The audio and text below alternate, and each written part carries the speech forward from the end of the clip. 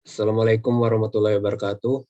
Perkenalkan, nama saya Farel Muhammad Gesan Putra Riza dengan NRP 50222111065. Perkenalkan, nama saya Haikal Radian dengan NRP 50182111088. Perkenalkan, nama saya Kavin Renata Wilasa dengan nomor NRP 5022211175. Perkenalkan, nama saya Michael Rafael Diditia dengan NRP 50222111241. Kali ini kami akan mempresentasikan hasil penelitian kami yang berjudul Fenomena Hate Comment dalam Media Sosial, dampak yang diberikan terhadap korbannya, serta segala macam bentuknya.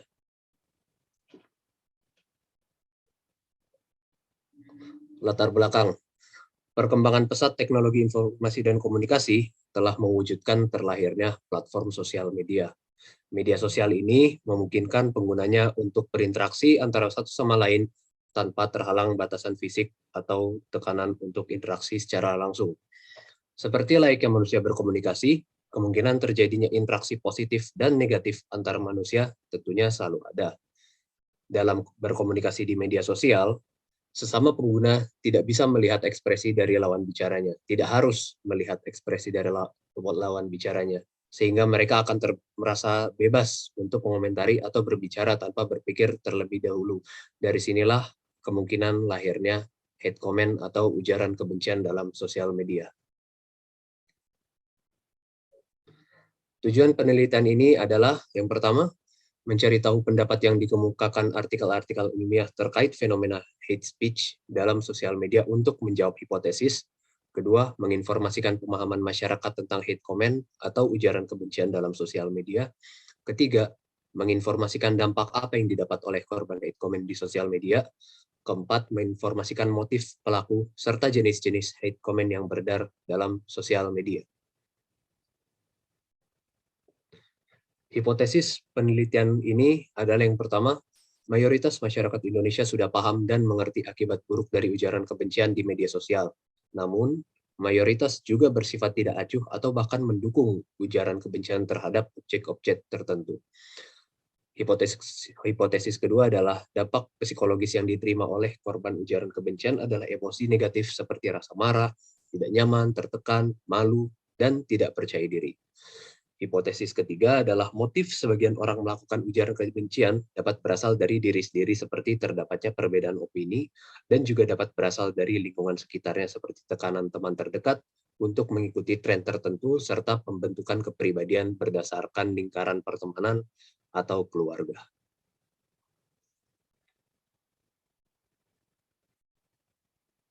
Penelitian. Metode penelitian yang telah dilakukan dengan metode kualitatif dari berbagai macam jurnal ilmu ilmiah, lalu menggabungkan gagasan dan topiknya menjadi satu. Riset yang dilakukan pun mengacu pada judul jurnal ini, yaitu Analisis Dampak Hate Comment Terhadap Korban di Media Sosial. Penulis mengambil contoh penelitian terdahulu sebagai referensi dengan topik studi kasus yang berbeda. Hal ini akan menghasilkan output yang berbeda karena terdapat pandangan yang berbeda dari penulis jurnal yang berbeda. Dari jurnal-jurnal tersebut yang didapat secara daring, selanjutnya penulis mencari kesamaan data yang terdapat pada jurnal-jurnal tersebut. Yang berikutnya, data-data tersebut akan menjadi acuan untuk penarikan hasil penelitian dan kesimpulan. Penulis juga melakukan perbandingan dari berbagai macam contoh kasus yang dimuat dalam jurnal yang mengambil contoh perilaku hate comment dalam berbagai platform sosial media yang berbeda dan perilaku hate comment terhadap berbagai objek yang berbeda. Sebagai contoh, penulis mengambil studi kasus terkait hate comment di aplikasi TikTok, cyberbullying terhadap remaja penggemar K-pop, maupun studi kasus hate comment dalam akun Instagram selebritis. Pembahasan. Karunia Santi melakukan penelitian yang berjudul Analisis Terkait Perilaku Netizen Indonesia dalam Fenomena Ujaran Kebencian dan Bullying di Media Sosial. Dengan menggunakan metode penelitian studi literatur terhadap dampak hate comment, ketertarikan kebebasan berpendapat dengan fenomena cyberbullying, serta analisis kasus mengerikan dan memalukan dari netizen Indonesia. Dari penelitian tersebut, terungkap bahwa maraknya budaya ujaran kebencian di lingkungan sosial media terjadi karena tekanan moral terhadap perilaku pelaku secara praktis dibatasi oleh layar digital semata. Kasus memalukan masyarakat Indonesia juga sempat disaksikan seperti ujaran kebencian salah target, yaitu kasus ujaran kebencian aktor Inggris yang dikira wasit badminton All England, ujaran kebencian akun boyband yang dikira akun anggota DPR RI, serta komentar-komentar keterlaluan terhadap aktor Korea Han So-hye. Fenomena-fenomena salah sasaran serta ujaran kebencian yang berlebihan menunjukkan sifat umum masyarakat Indonesia yang secara garis besar masih belum memahami apa itu hate comment. Ahmad Hidayah melakukan penelitian yang berjudul Harassment Fenomena Hate Comment di Era Pandemi COVID-19 pada akun TikTok tersebut dengan metode penelitian kualitatif, deskriptif dengan data sekunder berupa kajian literatur dan pustaka yang berkaitan dengan cybercrime. Dari penelitian tersebut terungkap bahwa kasus cyber harassment di Indonesia yang membuat korban mengalami stres, menghambat ruang gerak dan interaksinya, malu, takut, bahkan sampai melakukan tindakan bunuh diri. Dalam memberantas cyber harassment, sanksi hukum tidak cukup untuk menangani hal tersebut dengan sepenuhnya.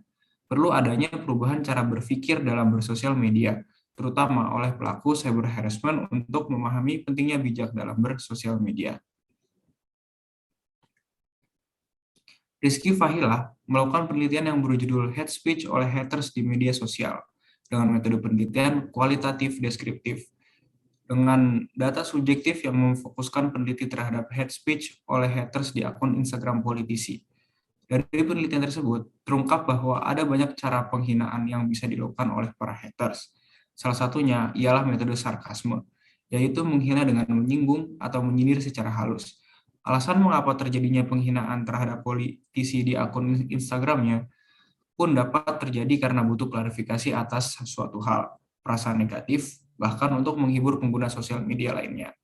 Dikemukakan pula jenis-jenis strategi ujaran kebencian. Cara melakukan ujaran kebencian strategi pidato yang digunakan dengan alasan menggunakan strategi ujaran kebencian oleh para pembenci di Instagram politisi. Setelah kita tadi sudah lihat bagaimana metode penelitian yang kita gunakan tadi, dan pembahasan-pembahasan yang telah kita bahas dari penelitian kita maupun penelitian yang terdahulu, sehingga akhirnya mendapat kesimpulan yang dimana kesimpulan ini nantinya menjawab adanya hipotesis-hipotesis yang ada. Jadi pertama kita bisa simpulkan bahwa masih banyak masyarakat Indonesia yang belum sadar dan belum paham akan akibat yang bisa ditimbulkan dari tindakan hate comment atau ujaran kebencian ini. Ini ditunjukkan dari penelitian-penelitian yang sudah kita bahas sebelumnya bahwa masih banyak orang yang tidak acuh atas masalah ini dan tidak ikut serta dalam penanggulangan masalah ini. Kedua, dapat disimpulkan juga dari banyaknya penelitian tidak ada korban yang merasa tersemangati karena mendapat ujaran kebencian, melainkan banyaknya korban yang merasa tidak percaya diri, tertekan, malu, dan menjadi tidak leluasa di media sosial. Dan terakhir, kita bisa simpulkan juga dari penelitian yang sudah dibahas, bahwa orang-orang yang melakukan tindakan ujaran kebencian mempunyai alasan, ada yang melakukannya karena perbedaan pendapat, bisa juga pengaruh lingkungan. Bahkan lebih parahnya lagi, ada yang melakukan hal-hal itu karena ikut-ikutan, dan hanya sekedar hiburan tanpa melihat akibat yang bisa ditimbulkan. Sekian dari kelompok kami, kurang lebihnya mohon maaf. Assalamualaikum warahmatullahi wabarakatuh.